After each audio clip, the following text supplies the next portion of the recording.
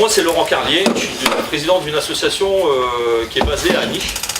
Tout le monde connaît Niche, ouais, c'est pas loin, 10 bornes. Je remercie aussi deux élus qui ont fait le déplacement, qui s'intéressent à ce qui a été fait par beaucoup de bénévoles. Vous allez le voir, il y a du monde. Et il y a aussi du monde derrière la caméra. Vous ne les verrez pas, bien sûr, à l'écran. Donc en la personne de Xavier Bartozek, élu à la culture de la ville de Niche, et Jessica Tancor, élue à la vie scolaire. Mais vous, les Donésiens, peut-être vous le savez ou pas, mais vous avez aussi votre élu, qui est dans le documentaire, M. Chérier. Et pour moi, ça n'est que logique de le diffuser ici. J'aurais souhaité aussi qu'il y ait aussi des rappeurs et tout, mais ça n'a pas été possible et tout, ils sont super pris, vous devez les connaître et tout, donc malheureusement ils ne seront pas dedans. Mais il y a un rappeur, Grizzly, qui est quand même dedans, qui n'est pas de Denain, qui est de Douchy-les-Mines, Saïd, c'est ça? Ouais. Douchy-les-Mines, Grizzly. Donc je remercie vraiment la municipalité de Denain et M. Chérier, vraiment, parce que faut savoir que c'est assez gratifiant, et vous verrez, vous les jeunes, plus tard, on est dans un documentaire pédagogique, vous verrez plus tard que à partir du moment où vous savez poser les choses à des gens qui ne vous connaissent pas, vous pouvez, être respecté, ça c'est un mot que vous utilisez beaucoup, mais surtout entendu et soutenu. C'est bien entendu ce qui s'est passé au niveau de la municipalité de Denain, que je souhaitais vraiment un élu extérieur qui puisse comme ça participer. Il a ouvert aussi des locaux pour qu'on puisse filmer, etc. Que dire d'autre de ce documentaire? Il est en 3 parties. Et certains d'entre vous, je pense que la majorité des jeunes, vous savez très bien que les musiciens, ils n'utilisent pas des parties pour leur musique, mais des couplets. Donc j'ai appelé mon documentaire, non pas en 3 parties, mais en 3 couplets. Le premier, c'est la forme. Donc du coup, la forme du rap. Le deuxième, le fond. Pas besoin de l'expliquer. Et le troisième, ce sera comprendre. Il n'y a pas eu de tricherie. J'essaie d'être magnanime sur certaines choses qu'on peut voir à la télé. Mais il n'y a pas eu de tricherie. Déjà, il y a un élu qui est là, il pourra vous dire. Il n'y a pas eu d'organisation sur une vision commune, acceptable ou organisée.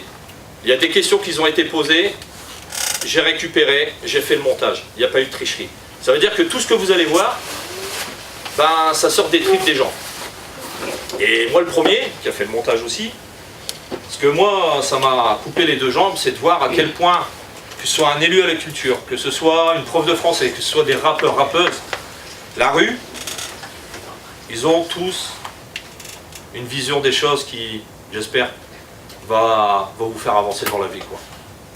Parce que c'est ça l'objectif. Le rap est incontournable, le rap, d'accord, mais la langue française, ok? Et du coup, la langue française, depuis tout à l'heure je parle, on me comprend, mais est-ce qu'on comprend certains textes de rap? Et c'était ça aussi l'objectif du documentaire.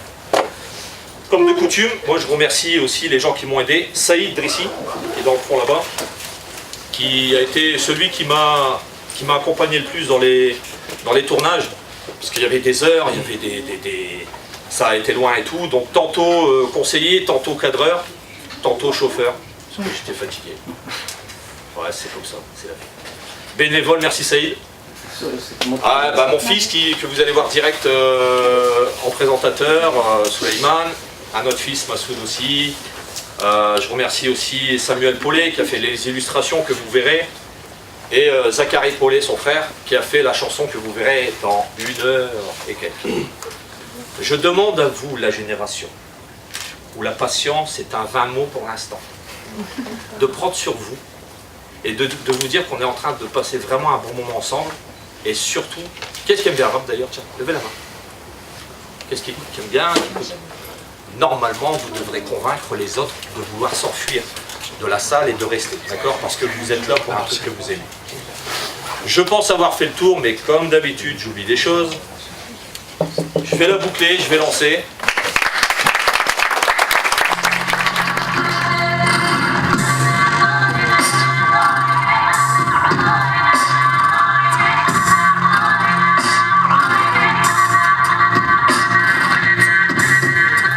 Ça fait 7-8 ans que je fais du rap, ça va faire 5-6 ans que je pratique la scène. Beaucoup de concours d'improvisation, champion de Lille, de Maubeuge, de Dunkerque, du Havre, de Montpellier, de Thionville en concours d'improvisation. J'ai fait 3 concerts à New York. J'ai fait de la danse, du chant, du gras, du DJing. J'ai touché un peu à tout ce qui est dans le hip-hop parce que c'était vraiment kiffant. J'ai commencé en tant que graffeur en fait, à marquer mon nom sur les murs, et puis avant c'était vachement connecté, tu sais, la culture hip-hop, les DJ, enfin t'avais les 4 piliers, le MC, le graffeur, le DJ, le breaker, donc c'était des trucs on était forcément touche à tout, tu sais, un peu à l'époque. Donc à l'époque voilà, de DJ je suis passé à beatmaker en fait. Il y a un truc magique qui est arrivé à l'époque qu'on n'avait pas dans les années 90 qui s'appelle Internet en fait. Donc Jessica Tanka, je suis adjointe aux affaires scolaires sur la commune d'Aniche.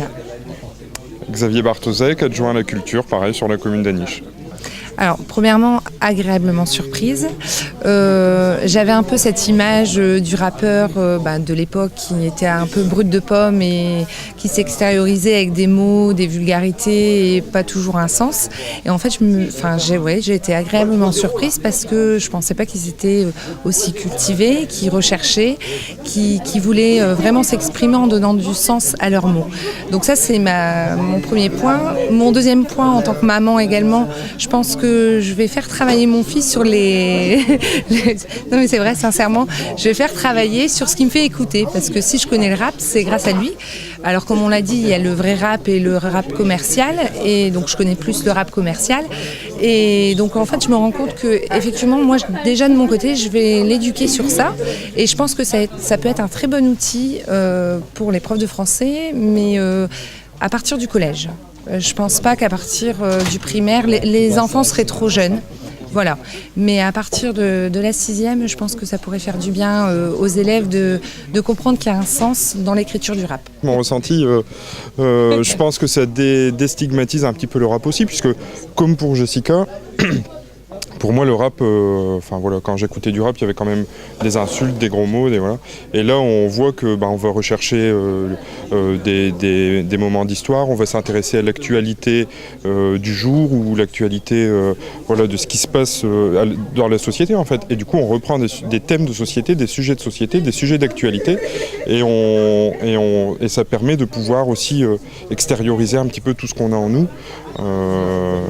De façon respectueuse aussi et en utilisant des mots justes, et ça me fait penser aussi un petit peu au slam maintenant par rapport au fait que ça puisse être utilisé à l'école ou que ça puisse être un moyen pédagogique. Oui, effectivement, c'est un moyen pédagogique, pas seulement pour les jeunes, pas seulement pour les écoles, mais aussi pour les adultes, ou les jeunes adultes ou les adultes, et il faut que ce documentaire-là puisse être diffusé très largement et aussi auprès des adultes pour permettre aux adultes de remarquer, de découvrir que le rap, c'est pas forcément ce qu'ils pensent.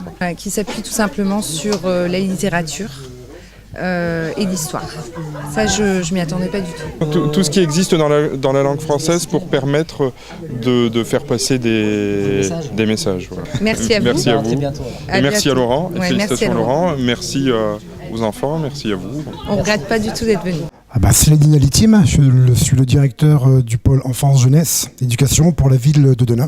Donc en fait j'ai en gestion du secteur du 0 à 30 ans et y compris la jeunesse, là où vous avez pu faire votre première représentation avec des jeunes.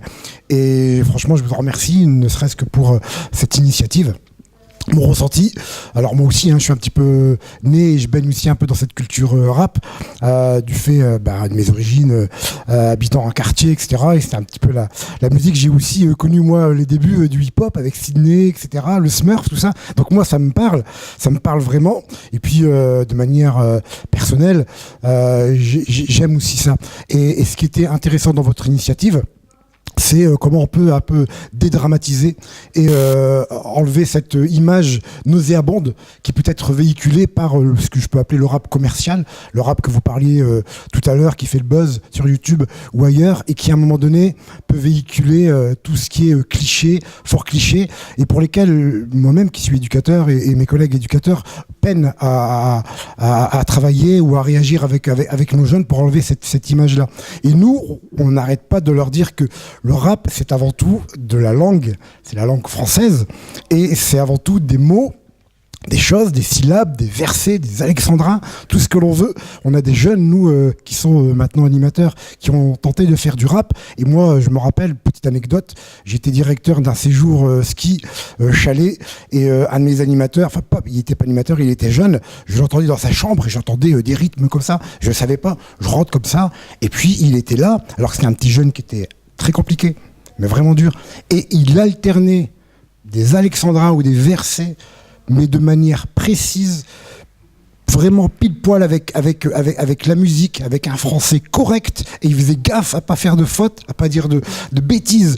Là, et c'est là où je me dis que votre reportage, c'est ça qui met en lumière. C'est ça qui met en lumière. Le vrai fond du rap, et l'intérêt de le faire, de le diffuser au maximum à ce public jeune, c'est de leur faire comprendre, justement par la parole de rappeurs qui sont peut-être pas aussi connus que des Maître Gims, etc., que le rap, c'est avant tout pas un fossé avec la langue française, c'est au contraire une union avec la langue française, avec la poésie, avec l'histoire, avec leur histoire à eux, et c'est important. Franchement, c'est important de véhiculer ça. Et moi, c'est le ressenti que j'ai, et voilà, et je vous dis bravo pour le travail effectué, continuez à le diffuser au maximum auprès des jeunes. Voilà. Ce qui est vraiment intéressant, c'est l'esprit critique des jeunes. C'est ce qui est important. Parce qu'on n'est pas là à leur dire ce qu'ils ont à faire ou pas. Ils vont eux-mêmes choisir leur chemin. Qu'on soit leur père, leur éducateur, leur grand frère ou leur cousin, ils seront, et c'est tant mieux qu'ils soient indépendants.